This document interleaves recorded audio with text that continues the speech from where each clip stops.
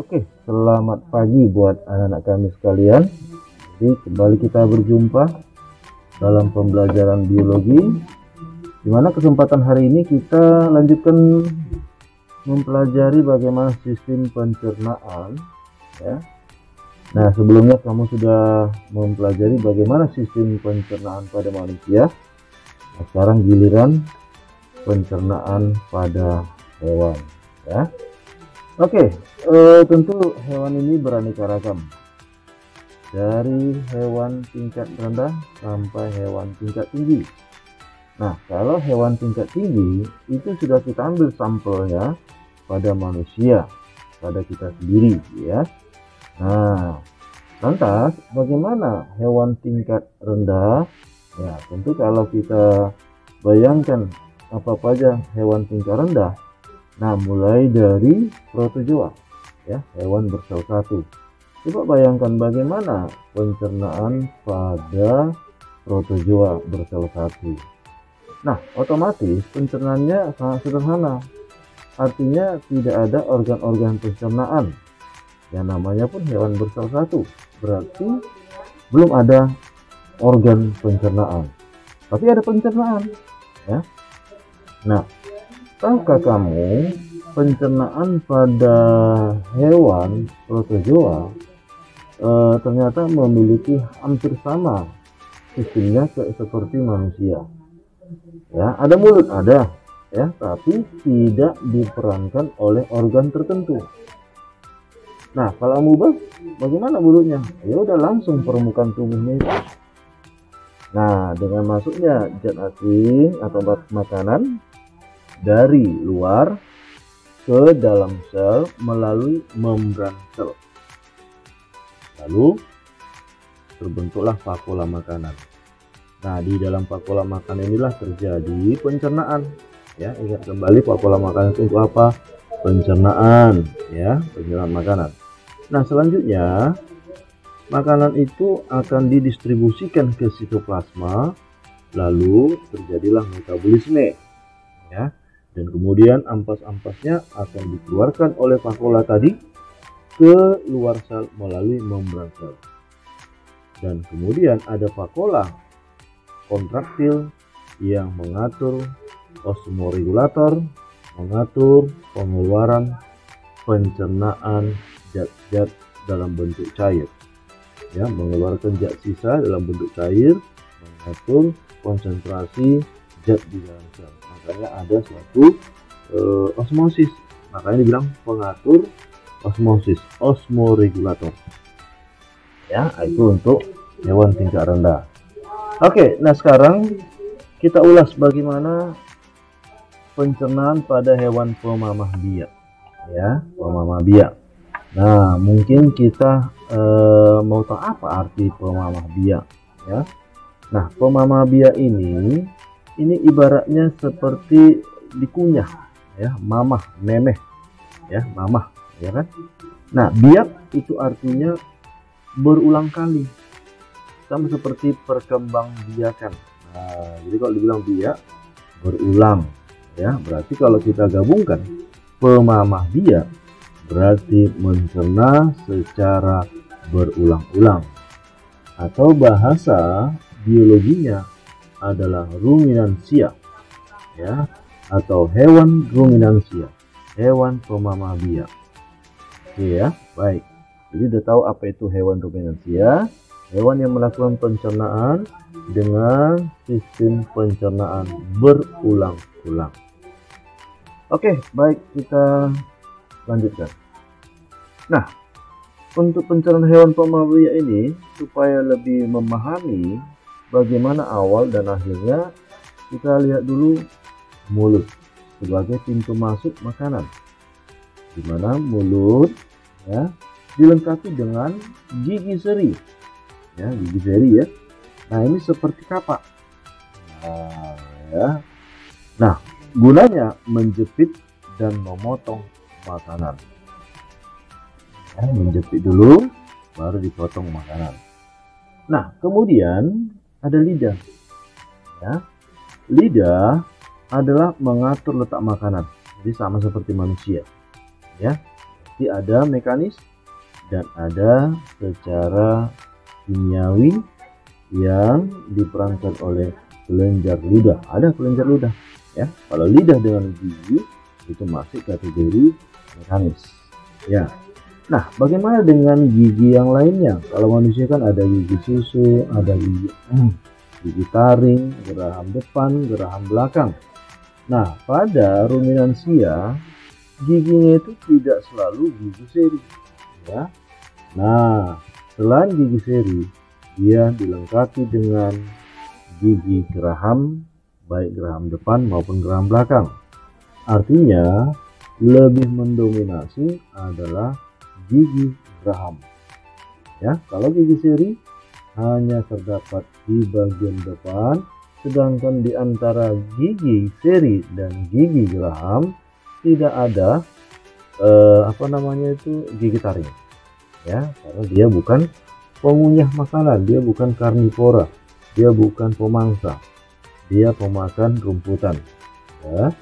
Nah, lantas dengan demikian ada celah di antara gigi seri dengan gigi geraham. Nah, untuk apa? Untuk memungkinkan lidahnya keluar ya, untuk memungkinkan lidahnya keluar mengulung makanannya berupa rumput. Nah, mungkin kamu pernah perhatikan bagaimana sapi memakan rumputan. Nah, ketika dia memakan rumput ya kan, lidahnya itu lebih dominan ya. Nah, dia masukkan dulu makanan ya. Kemudian setelah dia kunyah beberapa kali, terkadang lidahnya itu keluar. Nah, keluar dari celahnya tadi ya. Selanjutnya gunanya itu apa? Untuk memasukkan secara sempurna rumput yang belum masuk semuanya. Oke, itu guna celahnya. Apa nama celahnya itu? Namanya diastenia ya. Oke, diastenia. Nah, lantas kita lihat berikutnya. Setelah mulut barulah masuk kerongkongan ya. Nah, kerongkongan ini tentu sama seperti manusia, ada gerak peristaltik yang mendorong makanan hingga sampai ke lambung ya. Oke, baik. Nah, kita lanjutkan. Setelah perut, setelah esofagus, maka makanan itu akan masuk ke perut besar atau disebut dengan rumen ya. Nah, rumen. Nah, di mana pada perut besar ini ada peristiwa fermentasi bakteri ya, dan menghasilkan enzim selulasi ya, menghasilkan enzim selulasi. Coba ingat kembali apa kegunaan enzim selulasi. Kegunaannya itu adalah untuk menguraikan ya, selulosa ya.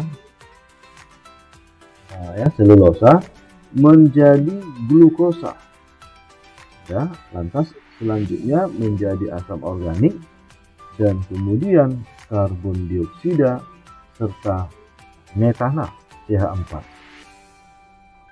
Oke. Nah, ini adalah suatu perbedaan dengan manusia atau hewan yang bukan pemakan rumput ya, termasuk harimau, termasuk manusia lah, kita ambil contoh. Nah, manusia tidak memiliki enzim selulasi, tidak ada enzim selulasi. Oke. Nah, lantas apa kegunaan selulasi? Selulasi itu merubah selulosa. Oke. Nah, ingat selulosa adalah serat. Nah, jadi kita ingat kembali bahwa selulosa ini kan disebut juga dengan serat. Jadi ya, jadi kita buat serat. Oke ya, ini adalah serat. Nah, ternyata manusia kan dianjurkan makan makanan yang banyak mengandung serat, sementara serat itu adalah selulosa. Nah, untuk mencerna selulosa kita tidak punya enzim selulasi. kok disuruh kita makan selulosa atau serat? Nah, mungkin kamu bisa menjawabnya. Karena selulosa pada pencernaan manusia justru memperlancar gerak peristaltik di usus. Kenapa? Karena selulosa tidak bisa dicerna. Jadi secara fisiologis usus itu berupaya menghancurkan selulosa. Makanya akan menimbulkan gerak peristaltik yang lebih aktif. Nah, inilah membuat BAB lancar. Ya, pengeluaran feses atau defekasi keluar lancar. Oke, baik.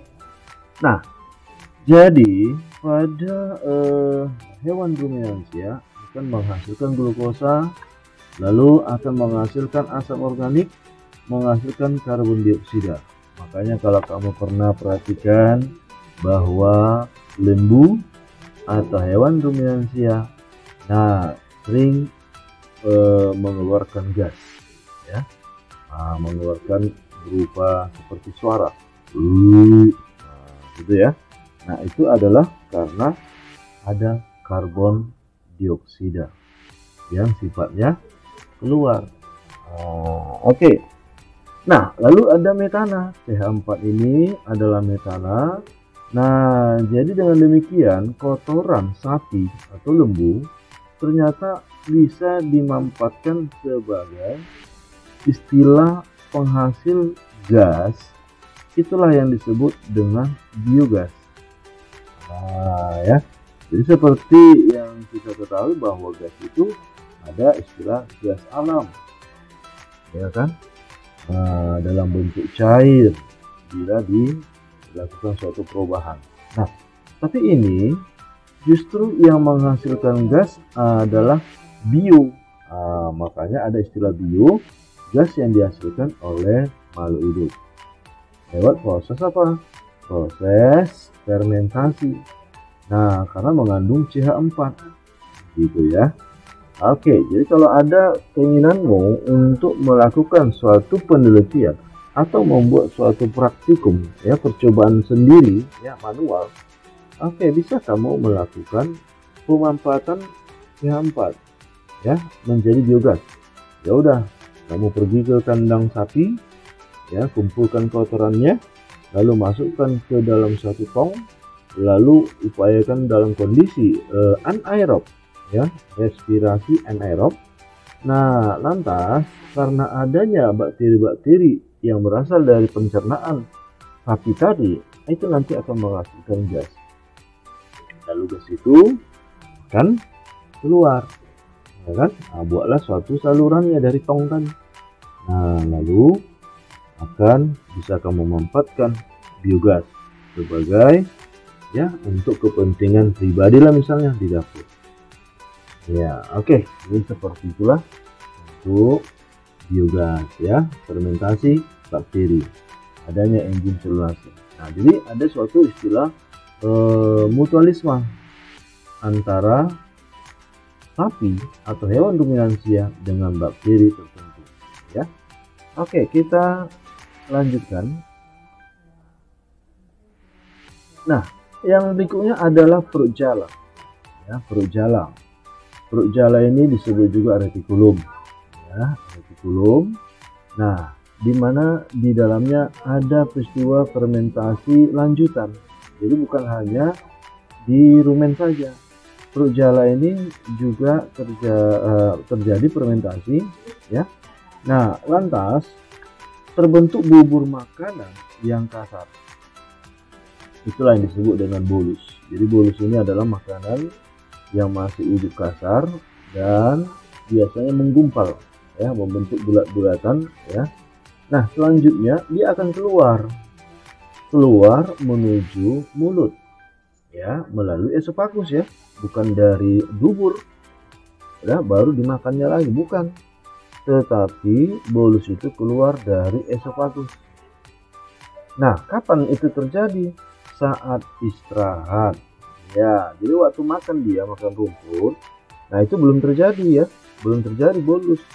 Nah, bolus itu kapan? Itu pada saat istirahat. Jadi ketika dia makan pagi, breakfast, ya, nah lantas siang harinya dia dia istirahat ya, sambil tiduran ya.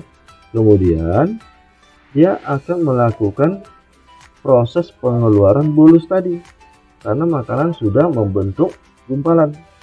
Nah, keluar pelan-pelan ke mulutnya, selanjutnya dikunyah. Nah, dikunyah. Oke, jadi pada saat dikunyah itu bolus belum keluar lagi. Nah, ketika sudah ditelan baru bolus berikutnya.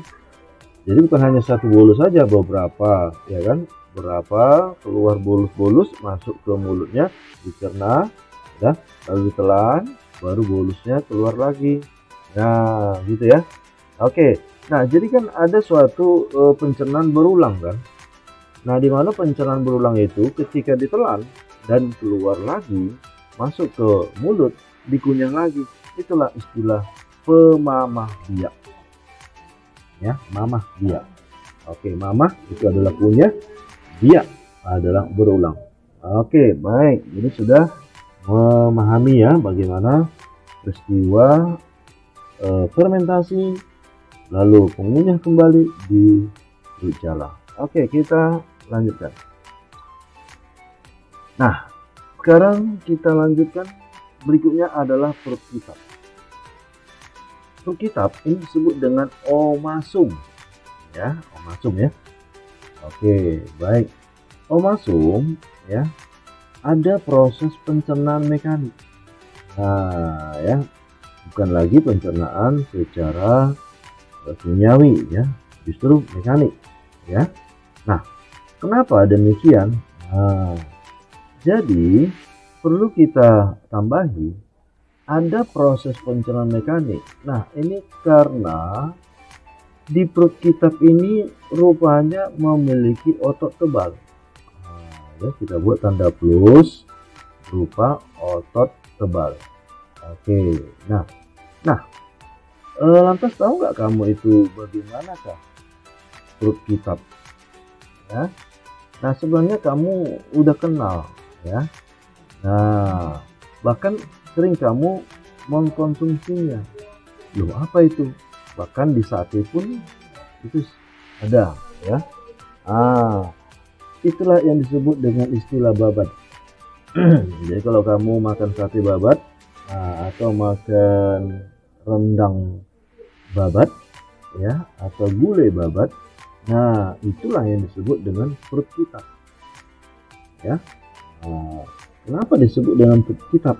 Karena bentuknya itu memang seperti kitab-kitab atau bilah-bilah ya. Nah, mirip kayak seperti insang ya, susunan insang. Nah, lalu teksturnya pun ya, strukturnya mirip seperti anduk ya, anduk ya. Nah, jadi kalau namanya babat ini ya benar-benar enak lah, nikmat ya, tergantung masakannya. Oke. Nah, oke, ya bukan maksud untuk ya mempercepat kamu untuk sarapan ya. Memang jam-jam ini adalah jam sarapan. Oke, tapi sabar selera ya, sabar. Oke, nah kita teruskan. Jadi ada alasannya kenapa ada peristiwa mekanik, karena otot tebal. Oke, jadi dilakukanlah penghancuran makanan yang sudah dikunyah tadi ya. Oke, baik. Jadi ketika kita ulang kembali, mulut baru masuk ke rumen tadi ya. Nah, dari rumen keluar lagi ke mulut, baru masuk lagi. Nah, barulah kau masuk. Nah, selanjutnya masuklah ke perut masam atau dikenal dengan abu masum ya, abu masum. Nah, apa yang terjadi di abu masum? Nah, ada peristiwa pencernaan kimiawi ya, seperti halnya pada manusia. Nah, apa itu alasannya? Karena ada HCl atau asam klorida ya, dan enzim selulase. Bedanya kalau dengan manusia punya HCl ya, kesamanya ya, sedangkan manusia nggak punya selulase gitu ya. Nah, dari bakteri dan ciliata yang bersimbiosa dengan hewan pemamah biak ya. Ini sering muncul soal di manakah kesamaan antara lambung manusia dengan lambung sapi? Nah, ada asam klorida. Berarti di sini, nah tentu ada peristiwa pencernaan secara kimiawi. Ya, saya singkat aja PK. Iya, baik. Nah, jadi sudah selesaikah di lambung? Ya, jadi inilah urutannya. Jadi kalau kita perhatikan ya, mulai dari mulut, ya kan?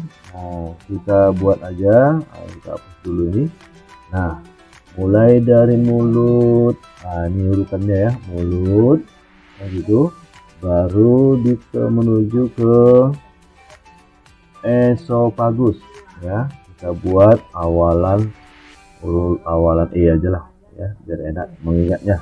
Ya, esofagus, ya, bisa tulisannya ueso. Oke ya. Selanjutnya masuk ke lambung. Ya, lambung apa namanya? Lalu lambung rumen.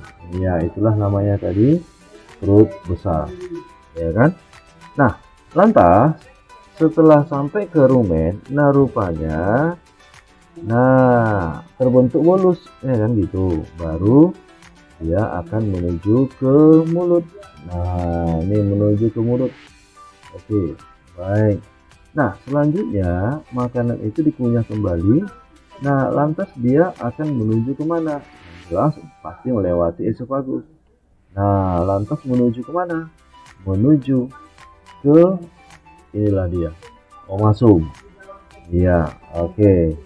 Menuju omasum. Iya, menuju omasum. Ya. Lalu akan menuju ke abomasum. Ya, oke. Nah, inilah urutannya. Nah, ini ya. Ini urutannya. Oke. Ya. Nah, ini ya. Oke, jadi urutannya adalah ini tadi. Nah, ya. Oke, baik. Jadi kalau kita buat urutannya, ayo, mulut, esofagus, retikulum, ya, baru menuju mulut, baru menuju ke omasum, baru abomasum, ya. Oke, ini masih di bagian mulut dan lambung ya. Nah, jadi urutan pencernaan pada lambung sapi, ya, inilah apa itu, ya. Rudi dan Randy orang Ambon. Nah, kita buat oke. Ya, di mana ya? Nah, di sini lah, kita buat warna kuning ya supaya nampak jelas.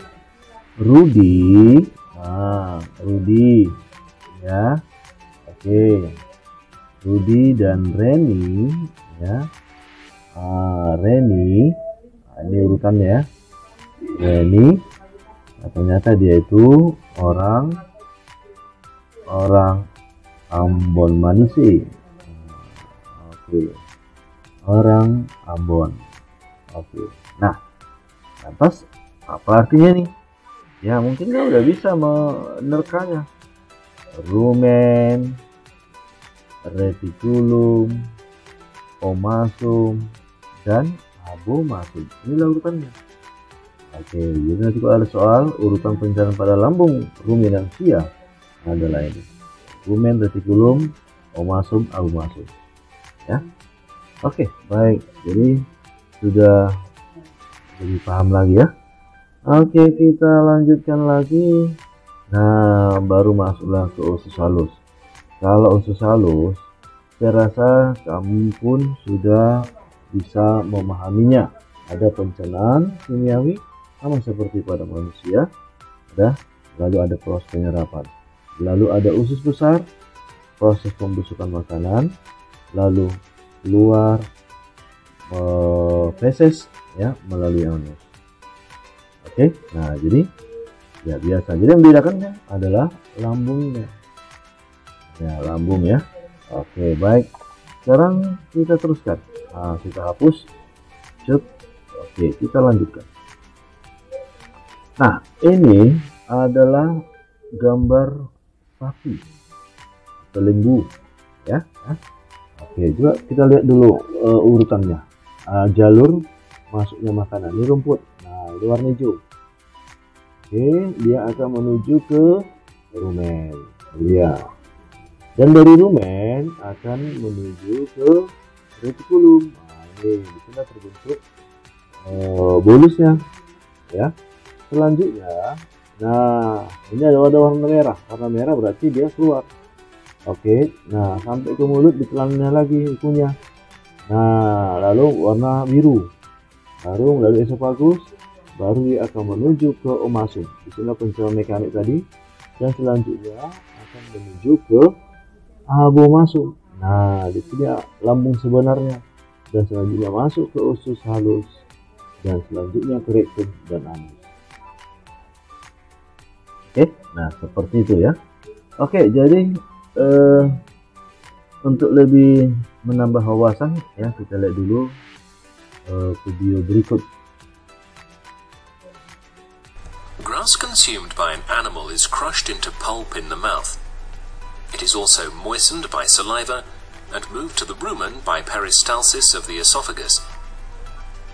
In the rumen, crushed food is mixed with symbiotic microorganisms that break down cellulose and other organic compounds into simple sugars. These in turn are transformed into organic acids such as acetic acid and butyric acid, and gases such as carbon dioxide and methane.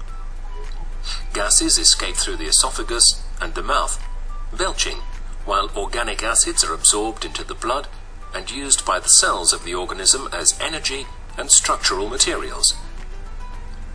The rumen bacteria also bind inorganic nitrogen and incorporate it into their own proteins. These bacteria also synthesize B-complex vitamins. Apart from bacteria, the rumen is also inhabited by ciliates.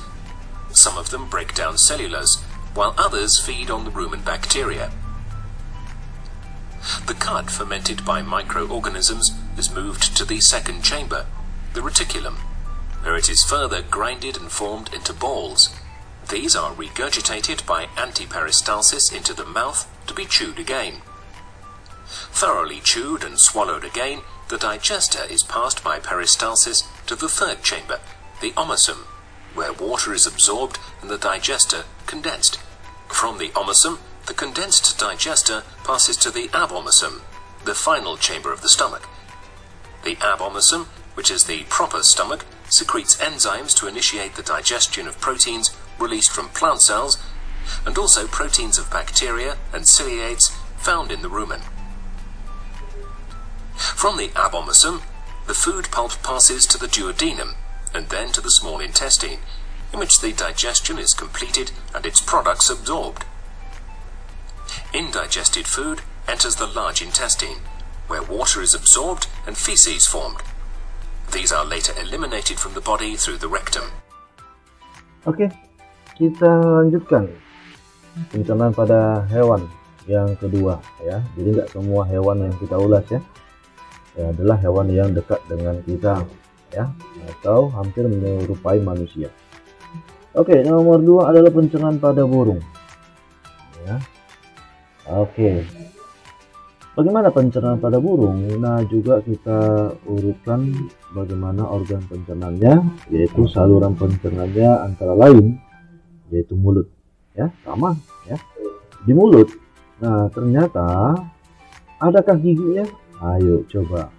Oke, coba perhatikan dulu burung ya. Mungkin kamu ada yang piara burung di rumah. Nah, perhatikan mulutnya, ada nggak giginya ya?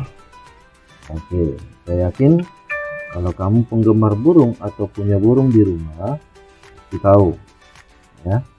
Kalau salah burung, ayam lah kita bilang. Ada nggak gigi ayam? Oke, jawabnya tidak ada ya. Oke, namun yang ada berupa paruh lalu lidah. Lidahnya runcing dan keras karena ada jat tanduk ya. Coba pegang nanti lidah burung itu, ada nggak? Lidahnya ada. Bagaimana? Keras ya, hanya untuk membantu menelan makanan. Mengatur letak makanan ya nggak bisa, karena dia nggak punya gigi ya kan.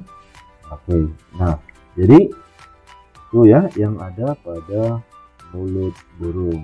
Oke. Nah, sekarang masuk ke kerongkongannya. Sama, ada gerak peristaltik. Lalu masuk ke tembolok. Ini ada istilah baru, tembolok ya. Tembolok nggak ada pada manusia, nggak ada pada sapi ya. Tembolok ini, nah memang bukan lambung, jadi jangan silap ya. Tembolok itu bukan lambung.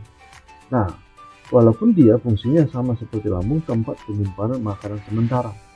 Oke, belum ada proses pencernaan, tempat menyimpan makanan sementara. Makanya kalau ditanya apakah itu tembolok, ya kan? Apa itu tembolok? Nah, tembolok itu merupakan ya kerongkongan ya. Nah, ini sebenarnya kerongkongan yang ini yang mengembung ya, yang menyimpan makanan. Oke, kita buat yang inilah yang menyimpan makanan. Oke, jadi bukan bagian dari lambung, tapi bagian dari kerongkongan ya. Oke, baik. Selanjutnya kita lanjutkan. Nah, lambung kelenjar atau dikenal dengan proventriculus ya, proventriculus. Nah, kegunaannya adalah pencernaan dengan cara kimiawi, karena di situ sudah ada peristiwa sekresi getah lambung ya. Sekresi getah lambung supaya makanan itu bisa seperti kayak apalah ya, melunakkan ya, seperti kayak bubur, tapi bukan bubur benaran. Oke, jadi dengan adanya lendir tadi, ini membantu proses mempermudah makanan itu dihancurkan. Oke, baik, kita lihat untuk berikutnya lambung pengunya.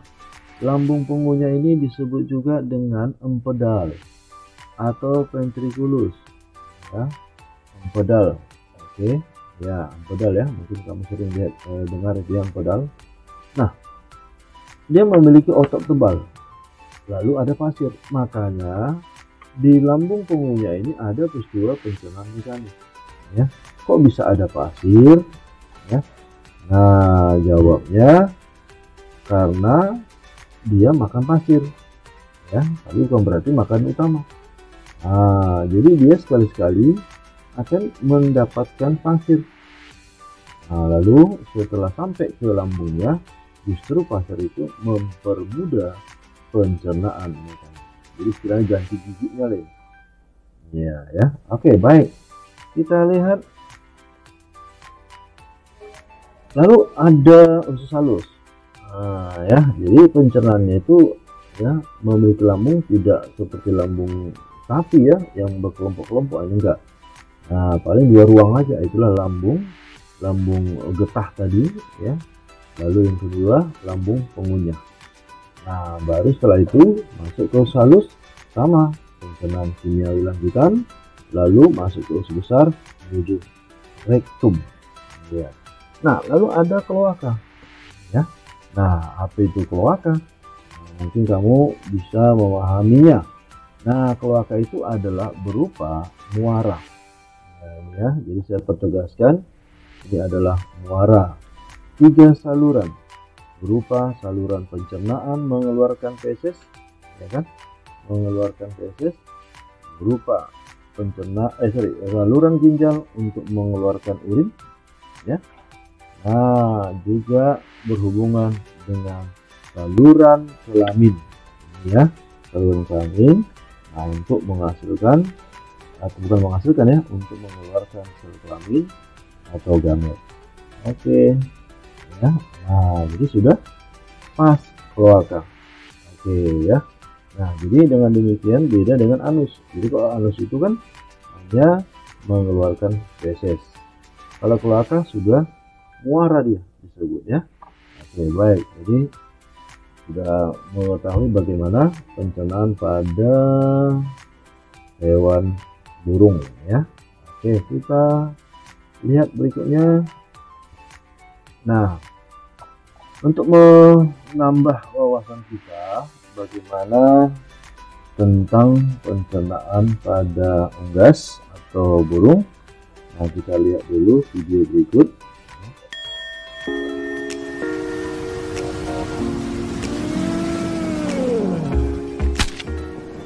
I'm sure all of us had such experience at least once in their lives. Optimistically, it feels wet with water at first, but when you touch it to confirm, yes, it feels annoyingly disgusting and white in color. Not entirely, but it has clearly separated white part in it. So, why bird poop is white? There is a science behind this. Let's understand in details.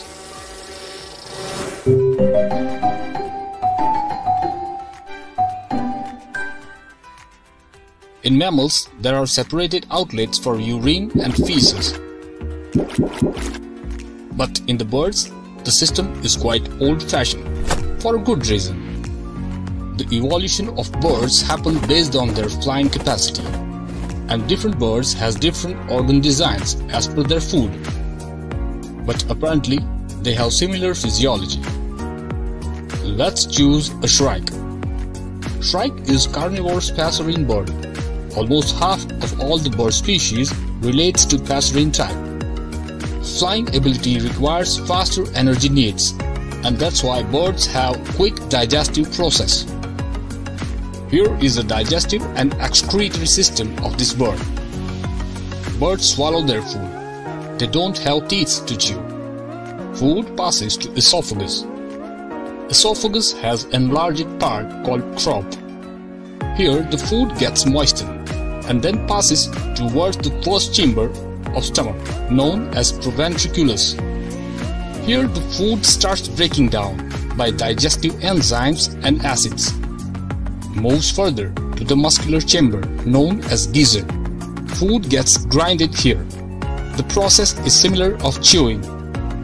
Some birds, like pigeons, eat small stones along with their food, and in the gizzard, these stones help them to crush the grain. Food then passes through small intestine, bile mixed from liver, and enzymes are added from pancreas. So here, food gets more breakdown, and nutrients are absorbed more efficiently. Then it moves further to large intestine and then reaches to chamber called cloaca and gets ready to excrete. In this entire process, the waste material does not get its white color. This whiteness comes from kidneys. Almost all the birds do not store liquid waste to keep body weight lighter. Kidneys extract nitrogenous waste from blood in a form of uric acid. Uric acid is poorly soluble in water, and with low water levels, it becomes a white paste-like substance. This white paste passes through ureters and reaches in cloaca. As mentioned earlier, birds have common hole from cloaca for peeing and pooping, receiving or depositing sperms and laying eggs. Design varies from bird to bird and changes shapes as per their particular needs. The uric acid in a form of white paste excreted along with the digestion waste, and you get your good luck in a white color with some beautiful earthy tones mixed with it. Yes, it's good luck as far as it's a bird and not a mammal. Believe me, to have a bad droppings on you is quite very unpleasant. Thanks for watching.